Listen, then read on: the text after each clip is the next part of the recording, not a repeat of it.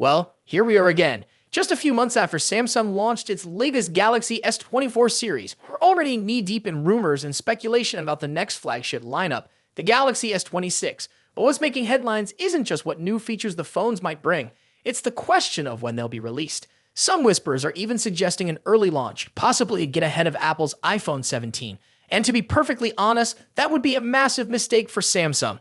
Let's take a quick trip down memory lane and look at Samsung's recent flagship launch dates.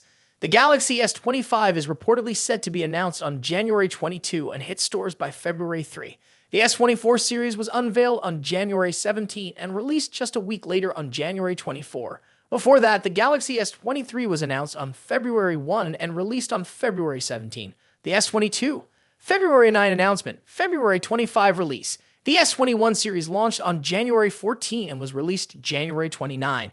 Going back even further, the Galaxy S20 was announced on February 11 and dropped on March 6. See the pattern? No, exactly. There isn't one. The dates vary slightly from year to year, but there's no grand strategy or hidden agenda. Just a series of reasonably timed releases that align with product readiness. And that's the key point. Samsung tends to launch its flagships when they're ready, not just to chase the competition. If there's anything the Galaxy S25 Edge has taught us, it's that Samsung has matured. They've reached a point where they don't need to rush things to stay relevant. If that level-headed approach had existed back in 2016, maybe you wouldn't be talking about the infamous Note 7 fiasco, but that's ancient history now. The focus should be on today and, more importantly, on getting things right, not getting them out fast.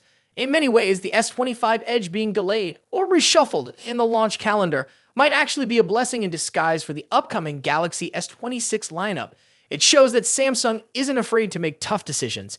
And if that means delaying the Galaxy S26, S26 Plus, and S26 Ultra to ensure quality, then so be it.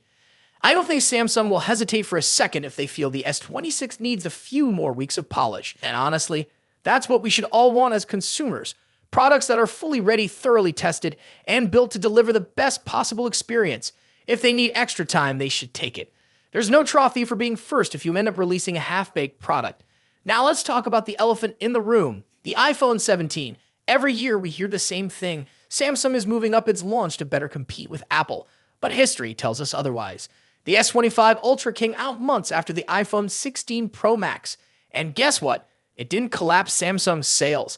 The S26 Ultra will likely follow the same pattern, arriving well after the iPhone 17 Pro Max hits shelves.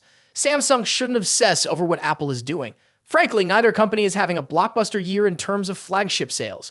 Both are feeling the pressure, and that's exactly why they should focus inward on perfecting their own products, not chasing each other's tails. Will the iPhone 17 be revolutionary? Unlikely. Maybe Apple introduces something interesting like the rumored iPhone 17 Air, but unless it's completely groundbreaking, it shouldn't push Samsung into panic mode. After all, the S25 Edge already made an impression with its slim design and early arrival. That should give Samsung enough breathing room to focus on the S26 series with care, not haste. Let's also not forget what else Samsung has on its plate. The One UI 7 rollout hasn't exactly been smooth. Users are still dealing with bugs and inconsistencies. Add to that Samsung's expanding foldable portfolio, which requires significant R&D and software optimization, and it's clear that they have their hands full. Forcing an early Galaxy S26 launch into that mix would be asking for trouble. So here's the bottom line. The best thing Samsung can do right now is stick to its usual launch window, January or even February 2026. That might not sound exciting, but it's actually the smartest and safest move. Rushing the S26 out the door just to line up with or beat the iPhone 17 would be short-sighted and risky. This isn't just about keeping up with Apple. It's about building something great, and greatness takes time. So if you hear rumors of a December 2025 release for the Galaxy S26, take them with a grain of salt. Samsung knows what it's doing, and if that means we wait a little longer to get a better phone, then that's a win in my book. What do you think about it? Share your thoughts in the comments below. Thanks for watching. See you in the next video. Peace out.